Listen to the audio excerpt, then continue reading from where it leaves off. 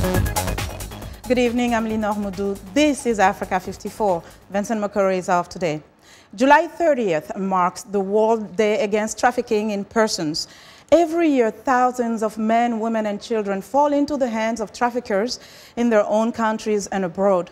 Almost every country in the world is affected by trafficking, whether as a country of origin, transit, or destination for victims. The United Nations say at any given time, an estimated 21 million people are trapped in modern-day slavery. Men, women, and children fall into the hands of traffickers, both in their own countries and abroad. Every country in the world is affected by human trafficking, whether as a country of origin, transit, or destination for victims.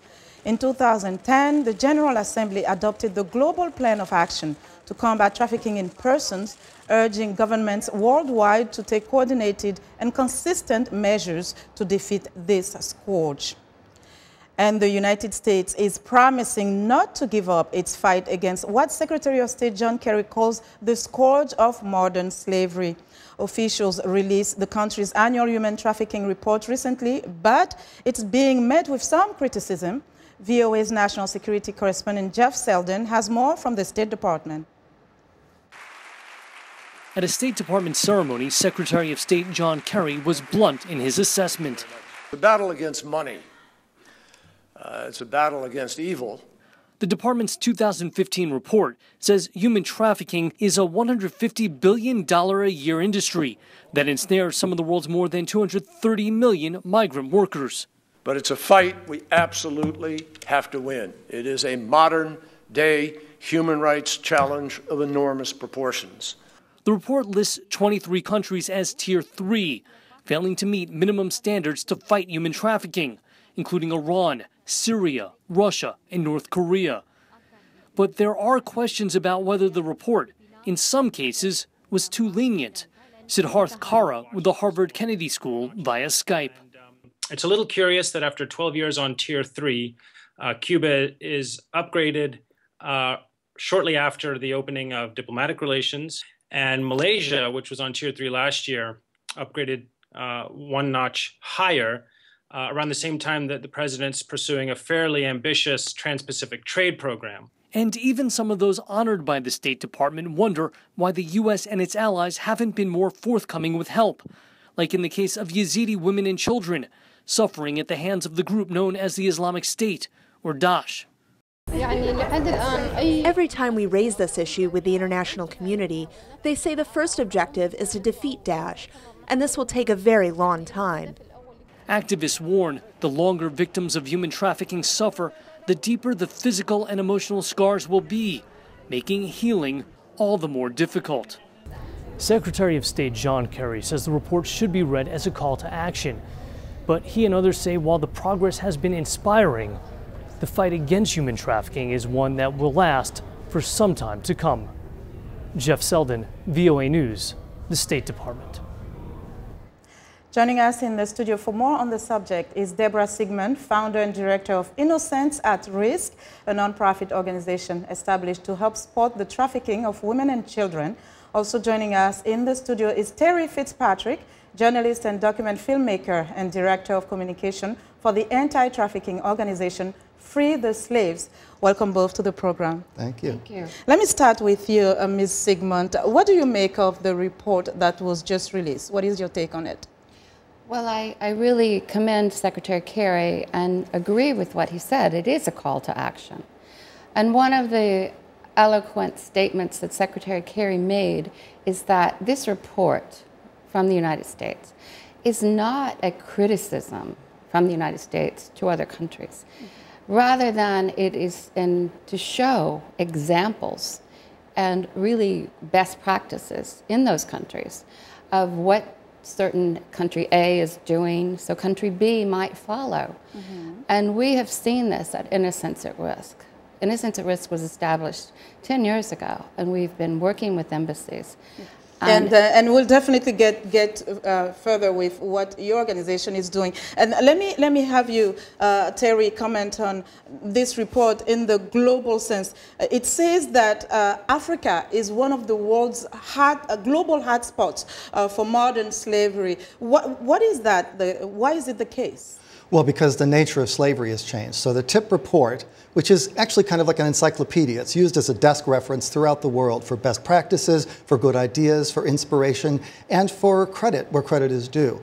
But today, slavery is concentrated largely in South Central Asia, if you look at the numbers, and in Africa. So the State Department's TIP report has Tier 1, the best, Tier 2 watch list, and Tier 3. Half or so of Africa's countries, 22 countries in Africa, are either in Tier 3, the worst offenders, or Tier 2 watch list. So it's clear that vulnerability, health care problems, economic insecurity, conflict makes trafficking worse. And that's why we're seeing such a concentration of modern-day trafficking and slavery in Africa. And trafficking is also a problem here in the United States. And I read that about 300,000 children are forced into child prostitution and child pornography each year. Can you tell us about that, Deborah, given that that's the focus of your organization? Well, our organization works on all aspects of trafficking for prevention. What Innocence at Risk is dedicated to doing is preventing trafficking from happening to this innocent life for a woman or a child. But yes, vulnerable children are certainly at risk. Runaway children from certain homes. There was a situation that a service provider called me and said, "Oh my heavens, you have to help us. There are 2 children down here, and they're only 12 and 13. And there was a raid on New York Avenue, and we need help. They have nothing, nothing, nothing. They're wrapped in a sheet." And there were 2 girls that their mother had remarried, and they had to run away because of that stepfather was abusing them. And so when they did, of course, this pimp trafficker is waiting for them at the bus station, saying he will take them to his aunt's house. Wow, that's an incredible story, an incredible story. And there are so many stories like that. But let me ask you, Terry, what is the difference between trafficking and slavery as it is defined in this context? Well, and that's the nature of slavery today, changing from what it was, where people from Africa were kidnapped and shipped around the world to Europe or to the Middle East or to the colonies.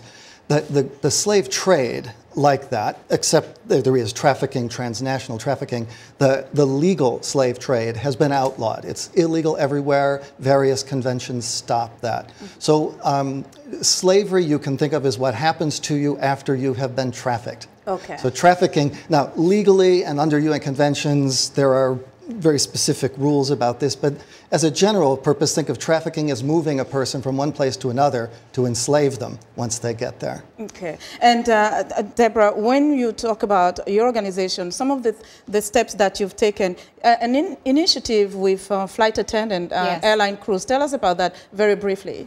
A flight attendant came to us in 2008 because we were having an awareness event. She said, we see what you're talking about. We don't know what to do about it. We produced this brochure giving flight attendants the trafficking national hotline number. With one flight attendant, we had 1,000. And a year later, I took this to Homeland Security, and they have backed us up. So basically, you're teaching them how to recognize signs They recognize situations and how to report it, the protocol to report it. And it is saving thousands of lives each year. So Terry, who is being enslaved really? Where do they find the victims? Well, this is how you can crush slavery from 3 different directions. One is make sure that the perpetrators are prosecuted. Right now, it is a low-risk, high-profit crime, particularly in sex trafficking. 2, you need to reduce the demand by companies that are using slaves in their product supply chains to make products that are sold in every shopping mall in America or Europe around the world. And 3rd is cut off the supply of vulnerable people into slave jobs. People are enslaved for a reason. And if you look at those reasons at a community level, you help them become resistant to slavery. And once you help them get out of slavery, they're not likely to fall back into slavery. So squeeze it from 3 different directions and understand those vulnerabilities. And that's what slavery is really all about today. Okay. That's all the time we have today. Terry and Deborah, thank you so much for joining us. I appreciate your time. Thank you so much for having us. And that was Deborah Sigmund and Terry FitzPatrick. We thank them both for being here. Deborah Sigmund is founder and director of Innocent at Risk, and Terry FitzPatrick is director of communication for the anti-trafficking organization Free the Slaves.